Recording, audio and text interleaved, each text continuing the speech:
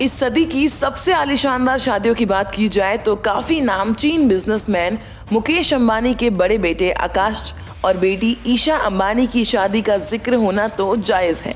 देश के सबसे अमीर बिजनेसमैन मुकेश अंबानी और नीता अंबानी के बड़े बेटे आकाश अंबानी की शादी जब सबसे बड़े हीरा कारोबारी की बेटी श्लोका मेहता से तय हुई थी, तब आम जनता से लेकर बड़े बड़े सेलिब्रिटीज को भी इस शादी के होने का इंतजार रहा था। और क्यों ना हो भला, जब गूगल से हम ये सवाल करते हैं कि भारत में सबसे अमीर व्यक्ति कौन है, तो मुकेश अंबानी का नाम सामने आता है। यही नहीं बल्कि मस्ती मजाक में भी अगर किसी को अमीर होने पर छेड़ा जाए तो मुंह से वाह भाई अंबानी साहब यही निकलता है। तो जब किसी व्यक्ति के नाम का परचम इतना ऊंचा हो तो उसके हर छोटे बड़े काम पर सबकी निगाहें टिकी रहना लाजमी है। अब जब मुकेश अंबानी के बड़े बेटे आकाश अंबानी की शादी श्लोका मेहता से तय हुई थी, तब ये खबर बहुत तेजी से वायरल हुई कि मुकेश अंबानी अपनी बहू को शादी के तोहफे के रूप में एक गोल्ड प्लेटेड कार देंगे। हाल ही में इस कार की तस्वीरें मीडिया में भी आ गई है। कहा जा रहा है कि यह गोल्ड प्लेटेड कार दुबई में तैयार करवाई जा रही है और इसकी कीमत करीबन 10 करोड़ रुपए से भी ज्यादा की है। हालांकि ये खबर फेक साबित हुई।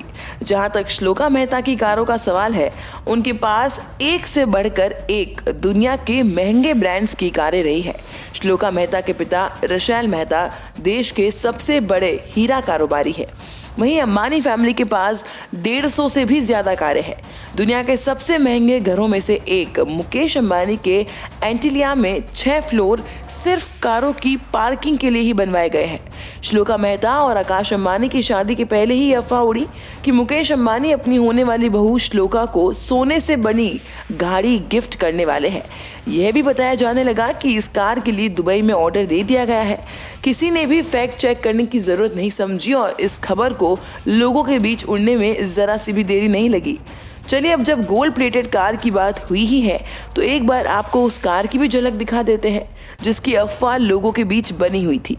यही है वह सोने से बनी कार जिसके बारे में दावा किया जा रहा था कि मुकेश अंबानी अपनी बहू श्लोका मेहता को गिफ्ट करेंगे, लेकिन यह न्यूज़ फेक थी जिसने काफ़ी ज़्यादा सुर्खियां बटोरी।